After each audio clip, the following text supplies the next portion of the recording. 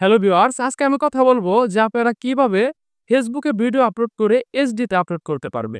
আসলে আমি এর আগে অনেক ভিডিওতে বলেছি যে আপনার ফেসবুকে ভিডিও ভাইরাল করাটাই হচ্ছে মূল লক্ষ্য। তাহলে হচ্ছে আপনার ফেসবুকে সফলতা পাবে। আর আপনার ভিডিও ভাইরাল করার জন্য আপনার ভিডিওর কোয়ালিটি যেমন ভালো হওয়া উচিত, তেরকম আপনার কোয়ালিটিফুল ভিডিওটা যাতে এইচডিতে আপলোড হয় সেদিকে আপনাকে খেয়াল রাখতে হবে। আপনি অনেক ভালো ভিডিও বানাইতে, কিন্তু আপনি আপলোড করেছেন এমনভাবে যে এটা হচ্ছে MP4 হয়ে ঘোলা হয়ে গেছে। যেটা মানুষ দেখে হচ্ছে মজা পাচ্ছে না। আর যদি ভিডিও দেখে মজা না পায় তাহলে কি তারা ভিডিও দেখবে? দেখবে না।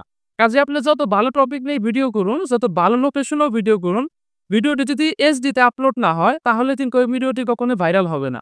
তো কাজেই আপনি ভিডিওটি যাতে এইচডিতে আপলোড হয়, চলুন আজকে সেই প্রসেসটি দেখা। তো অবশ্যই যদি ভিডিওটি ভালো লাগে অবশ্যই কিন্তু আমার চ্যানেলটি সাবস্ক্রাইব করে যাও।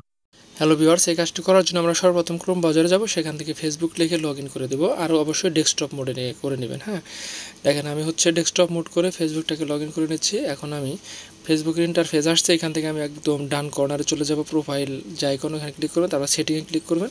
সেটিংয়ে ক্লিক করার পর যে ইন্টারফেস আসবে এখানে নিচে মিডিয়া নামে একটা অপশন পাবেন। এই যে দেখুন মিডিয়া, এখানে ক্লিক করে দিবেন। ক্লিক করার পর ডান পাশে একটা ইন্টারফেস আসবে, যে আসছে এখানে হচ্ছে আপনার ভিডিওর যে দেখেন লেখা আছে ভিডিও ডিফল্ট কোয়ালিটি। তো এখানে ক্লিক করার পর আপনার হচ্ছে ডিফল্ট থাকবে, কিন্তু আপনি হচ্ছে নিচে যে এইচডি ইফ অ্যাভেলেবল এইটা করে দিবেন। ঠিক আছে, আমার হচ্ছে এটা করা আছে।